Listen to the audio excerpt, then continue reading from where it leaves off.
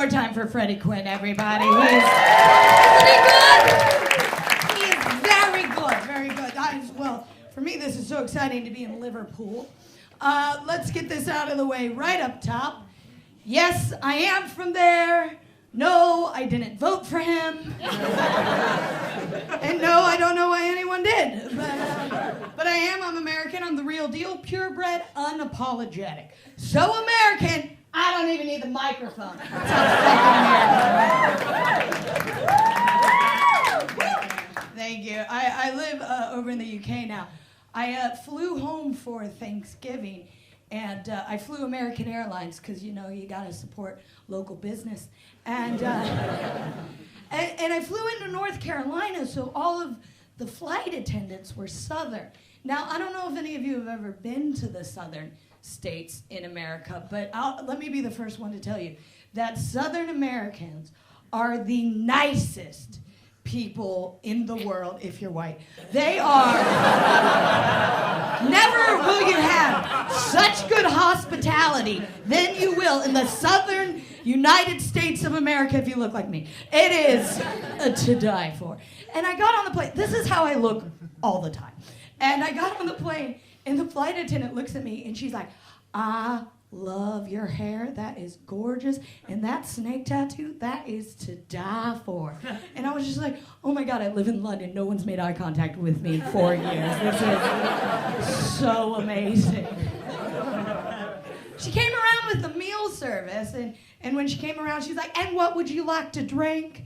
And I was like, oh, do you have any red wine? And she goes, do we have red wine? We have gallons? And I was just like, oh my God, will you marry me? Because my boyfriend is English. He is a frigid motherfucker. Yeah, boyfriend, not a lesbian. Surprise. Fucking gets a laugh every time. So, like, people think they're liberal. You're not.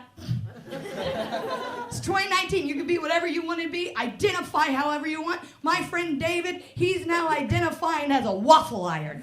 And everyone's like, good for David. David's comfortable in his own skin now. We're proud of David. He's a waffle iron. Yet I tell people I have a boyfriend. They're like, you sure?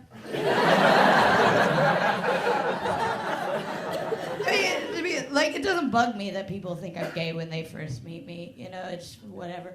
And then they meet my boyfriend, who's called Tom. And they look at me and they look at Tom and they're just like, oh, you're both gay. Because there's a straight look, isn't there? It's a way of looking straight, and we don't nail it.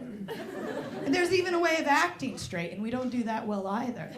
You know, like Tom, my boyfriend, he loves women's fashion. And I love licking pussy, so you see?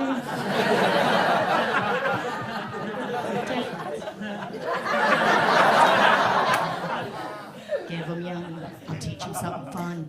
Why am I so creepy? No, but Tom and I, we've been together for 4 years, which is great because we're almost done. He is English, too, which as an American, the English accent is the sexiest accent in the world. Whew, so hot. And when me and my boyfriend do make love, you know, it's amazing because I make a lot of noise and he apologizes for everything.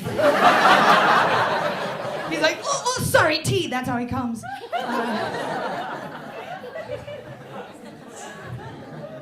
I was recently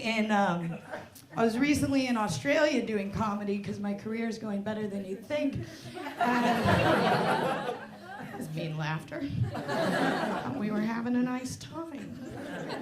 But I was there February of last year, so it's when the beast from the east hit over here and all the snowstorms were happening. But I was in Australia where it was summer, riding my bike down to the beach, taking pictures of myself in my bikini, sending them back to my British friends being like, haha, I win. Which was fine, because you know British people are only happy when they're miserable.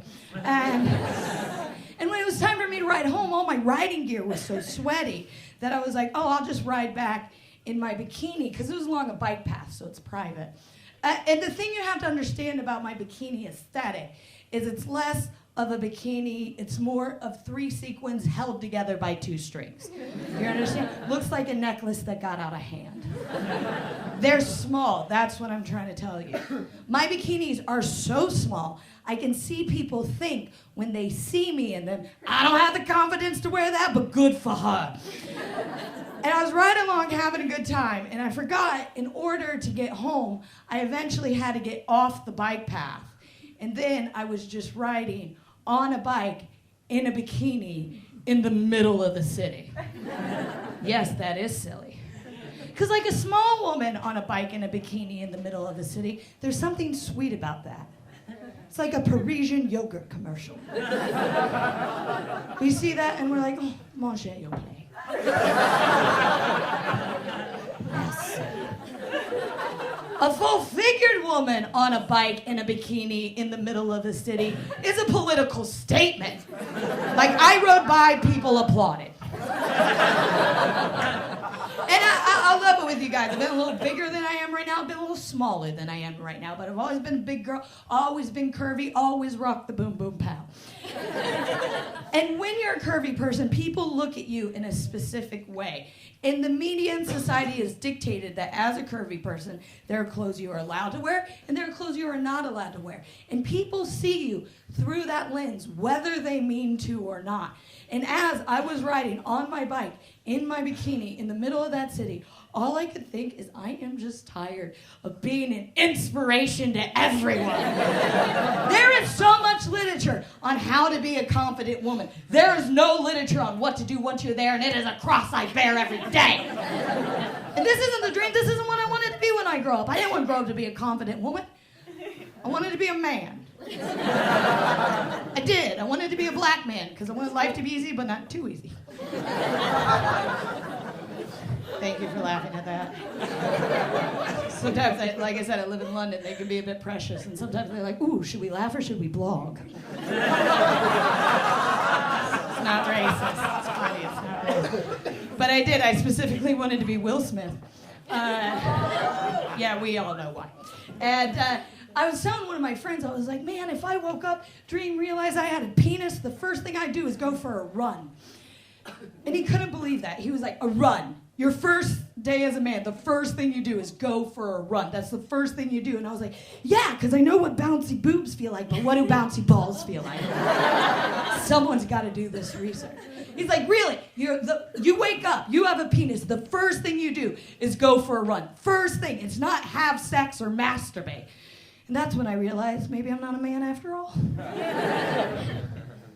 You guys doing Sober January? Yep, okay. I gotta be careful about drinking. Because I'll drink every night if left to my own devices. And well, you too. And so one time, me and my boyfriend, we made this bet that I couldn't go 6 months without a drink of alcohol. And we bet sex things because we're adults and we're poor. And I told Tom, I was like, okay, if I drink within 6 months, I'll do whatever you want. You think about it. He didn't even have to think about it. He was just like, if you drink within 6 months, I get to have anal sex with you. That's what he bet, because he's a man and he's original. He could have had anything. And he bet anal. First of all, he didn't have to bet that. He could have just asked. I'm not fussy. That's what he bet. And I was like, okay, fair enough. And he was like, well, what do you want if you make it 6 months without drinking? And I thought about it, and you know, I'm a modern woman, and two can play at this game.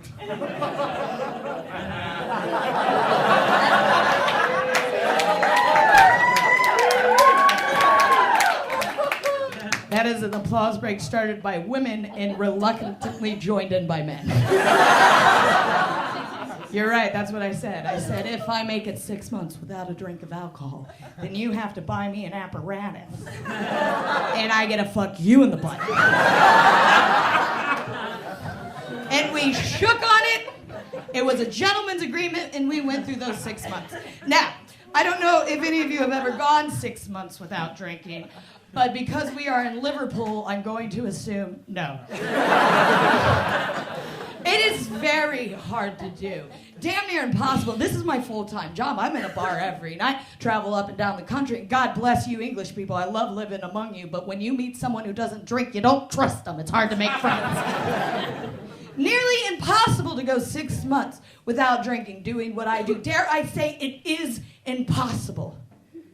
But I fucking won the bet. I won it so hard. And Tommy stuck to his guns. He bought me the apparatus, and I was like, oh, dream realized. And now, ladies, I don't know if any of you in here have ever worn a strap-on. If you haven't, go home, try it tonight. It is very empowering. Like, I put it on, and immediately I was like, I'm gonna be president! It's great. The best. But, I put it on. I had it on, and Tom just kind of goes, okay.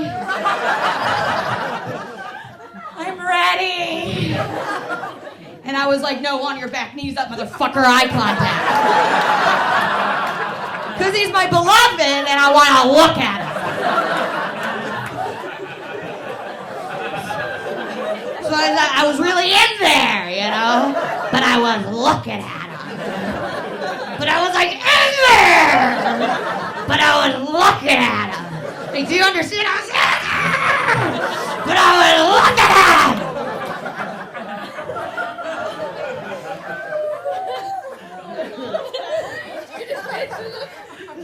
And that's when I whispered in his ear, I've been drinking the whole time.